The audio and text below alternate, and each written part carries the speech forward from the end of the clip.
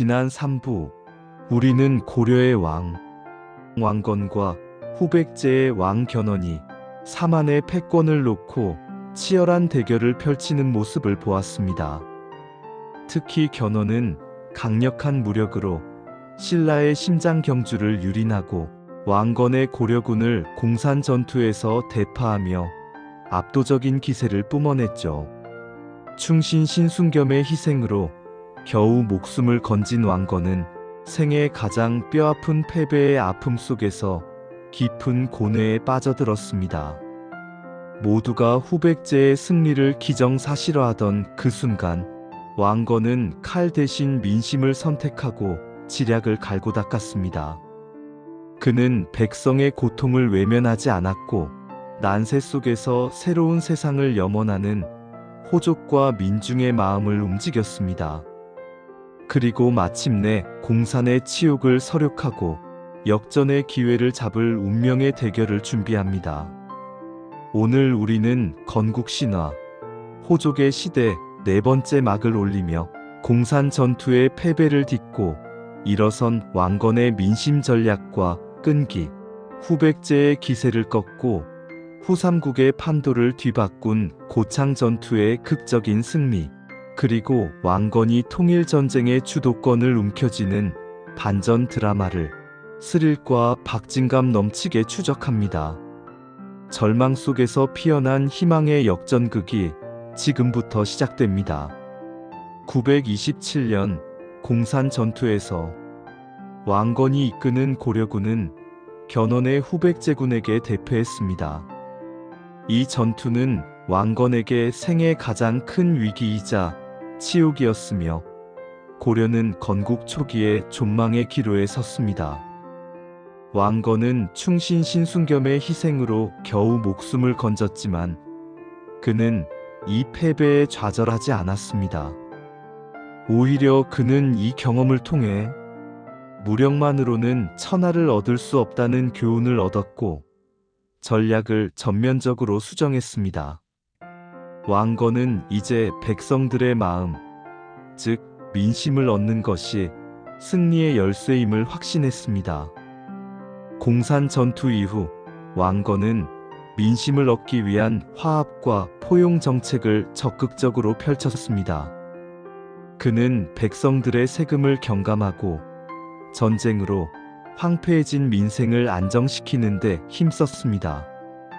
또한 지방의 유력한 호족들을 무력으로 제압하기보다는 혼인정책, 사성정책, 왕시성을 하사하여 왕실의 일원으로 편입, 역분전 공로에 따라 토지를 차등 지급 등을 통해 자신의 편으로 끌어들이는 데 주력했습니다.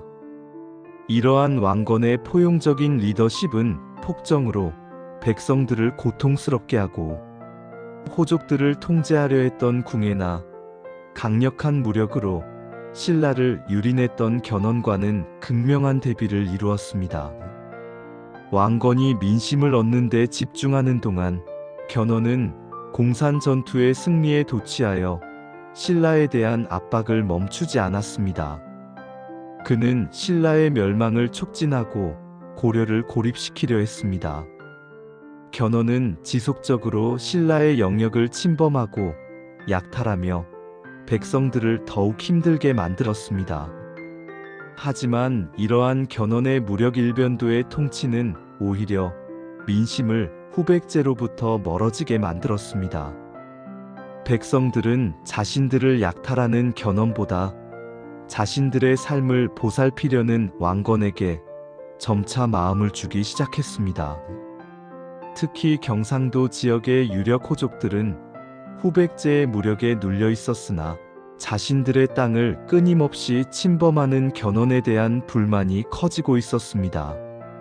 이때 왕건은 경상도 북부 지역의 호족들을 자신에게로 포섭하기 위한 치밀한 전략을 세웠습니다. 그의 덕망과 포용 정책은 견훤의 공포, 정치를 피해 새로운 희망을 찾던 호족들에게 매력적으로 다가왔습니다. 930년 마침내 운명의 대결이 펼쳐졌습니다.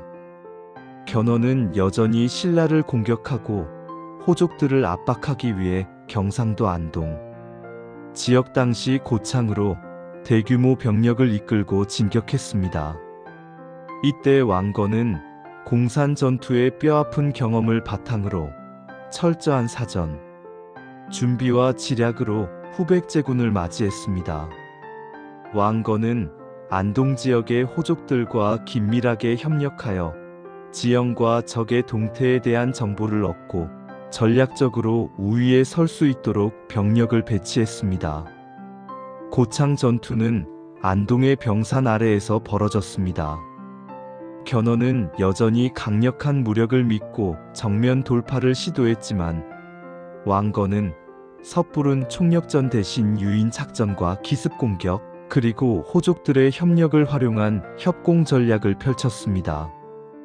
고려군은 호족들의 지원을 받아 후백제군의 보급로를 끊고 퇴강로를 차단하는 등 치밀한 전술을 구사했습니다.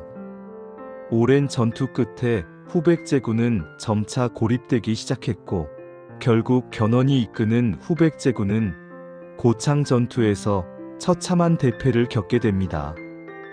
고창 전투는 후삼국 통일 전쟁의 판도를 완전히 뒤바꾼 결정적인 전환점이었습니다. 이 전투에서 고려군은 후백제군을 대파하고 견훤에게는 치명적인 타격을 입혔습니다. 견훤은 간신히 목숨을 건져 후백제로 돌아갔지만 그의 위세는 크게 약화되었습니다. 반면 왕건은 고창 전투의 승리로 공산 전투의 치욕을 완전히 서력했으며 그의 리더십은 더욱 굳건해졌습니다.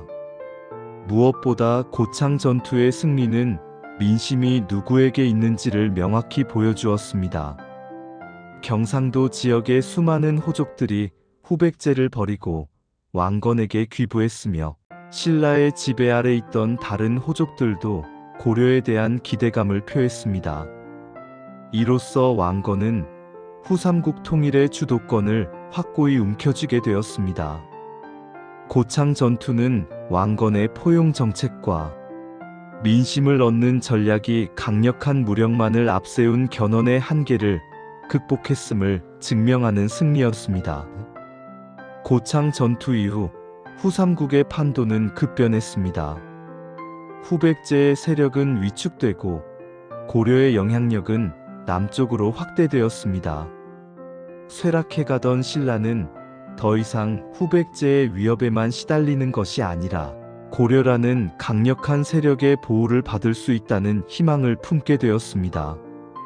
왕건의 고려는 이제 단순히 후고구려의 뒤를 이은 왕국을 넘어 백성들의 염원인 평화로운 통일 국가의 비전을 제시하는 존재로 거듭났습니다. 절망적인 패배 속에서도 좌절하지 않고 민심이라는 보이지 않는 칼을 갈아 승리를 쟁취한 왕건. 그의 고창 전투는 무력으로만 역사를 바꿀 수 없다는 진리를 보여준 역사적인 순간이었습니다. 이제 후삼국 통일의 대업은 왕건의 손에 달려 있었습니다. 건국신화, 호족의 시대 칼을 든 왕건, 새로운 천하를 열다. 다음 5부에서는 고창 전투 이후 급변하는 후삼국 정세 속에서 신라가 왕건에게 항복하며 평화로운 결말을 선택하는 과정을, 그리고 견훤의 후백제에서 벌어지는 비극적인 왕위 계승 다툼을 스릴 넘치게 다루겠습니다. 긴 시간 함께 해주셔서 감사합니다.